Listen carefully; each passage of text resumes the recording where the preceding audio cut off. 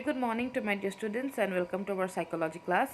So yesterday we talked about Lazarus primary and secondary appraisal. I hope you are clear about it. So appraisal means what? Evaluating our environment as positive, negative and neutral. Now what happened? If it's neutral and positive, we will not focus upon it because already we can adjust to it. But if the environment is negative, how to deal with it? Or how to look that how what are the criterias of looking an environment as negative. First of all it's threat, then your harm, and then challenges.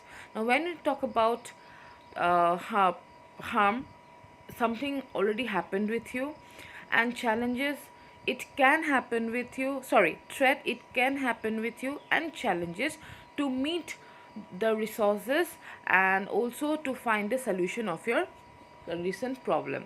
So basically in primary appraisal we learned about harm, which already happened to a person or to you, threat, which can happen to you in future, and challenges, to find out each and every available resources to fight with the particular problem.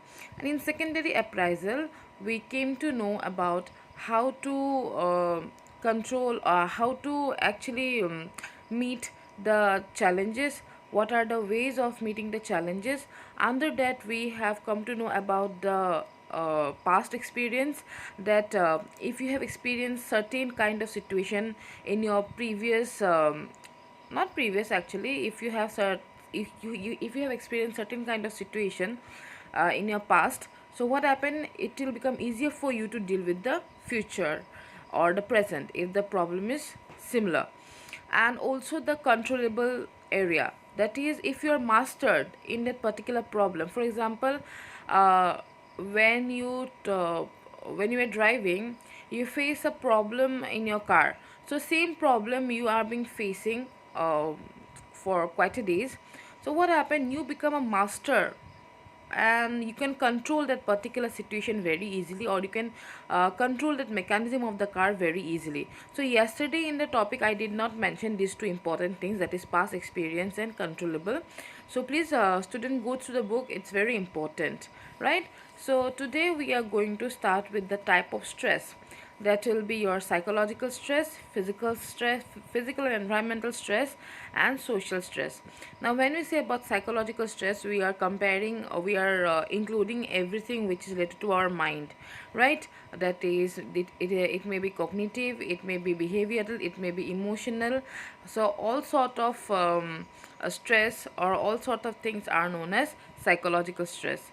So let us see first of all what are the types of stress which comes under physical and environmental stress, then psychological stress and social stress. So first of all, coming to the physical and environmental stress. So physical stress are caused when we overexert ourselves physically, lack of nutritional diet, suffer an injury, or fail to get enough fail to get enough.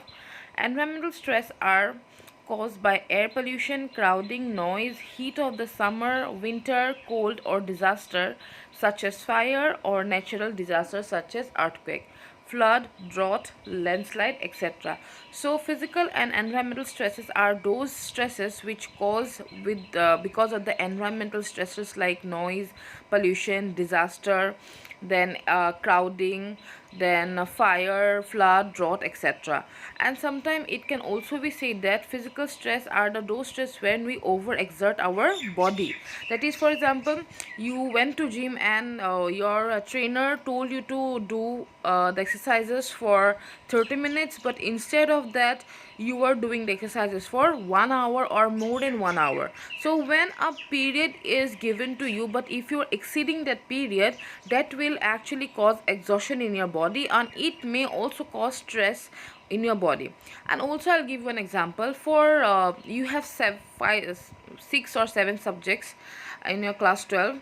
So what happened, every day if you are getting a very what to say, a high amount of homework from each and every 7 subject, you may overt exert yourself, because it is impossible for you to do so much, even homework also, your playtime also, you have to go somewhere also. So what happened in that particular condition, you may feel physical stress. Okay. And next we have psychological stress. So these are caused by frustration. You already know, when something is blocking your path, you feel that you are not able to attain a particular goal. That is known as frustration. Not getting to attain a goal, or not getting anything which you wanted so ardently, that is known as frustration. Conflict, already you know, it can be between your mind, it can be between different minds, that is between different persons also. Internal pressure is something like, I need to be perfect. I need to do this very perfectly. Like, being focused upon perfectionism can also lead to internal pressure. For example, you every time you were scoring 99, 99, 99, and one particular exam you didn't score 99, instead you score 95 or 96. What happened? You can get a lot of stress from that, because you have a mindset that no, I will get 99 and I should get 99 every time. Getting less than 99 is will be a very stressable stressed situation for you. And the last, under psychological stress, we have social pressures. So social pressures which we get from outside, from our relatives actually. Nowadays, being a 27 years old lady, me, I get a pressure from my family. Shadi kar le, get married. You are 27, and also certain kinds of comments are being passed. So what happened when there is a rules and regulations set by a society? You are bound to do that sometime. And what happened if certain things does not go according to you? You tend to get pressurized, because if I was ready for marriage, it's something else. But I am not ready for marriage. People are forcing me. That is known as social pressure, and also it includes the comparison. They are getting married, why not you? Right. So this is known as social pressure. Next we have social stress. This results from interaction with other people, such as death or illness in the family, strains relationship, trouble with neighbor. For example, attending a party could be stressful for a person who is introvert, and staying at home for a person who is party lover. So social stress is something when what we say as agoraphobia or social anxiety disorder also we can say, where people have a problem when there is a situation of illness in the family, death in the family, and also disturbed relationship with neighbors, and also with your inmates. What happened, there's an example given. See, I'm an extrovert girl, even many of you are. So for me, staying at home will be a very stressful situation. But for an introvert, if you take them to a party, they cannot adjust there. So for them, that will be a stressful situation. So it will be the intensity of stress, already I have told you, will depend upon the individual, and also the differences, and also the capability to tackle the stress will also depend upon individual to individual. It's totally based upon how one views stress, and how one takes the stress in his life. It will take as a threat or as a challenge. For today, I'll wind up the topic. Please do write about physical and environmental stress. Already it's given in book very properly, about psychological stress and social stress.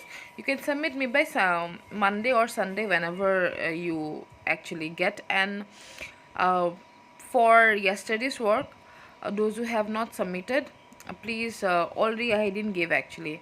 Please write down about the primary and secondary appraisal, and also about past experience and controllable measures to fight with the particular primary stresses. Please write these two questions. You can again submit me by Sunday or Monday. Thank you. Have a nice day, and God bless you.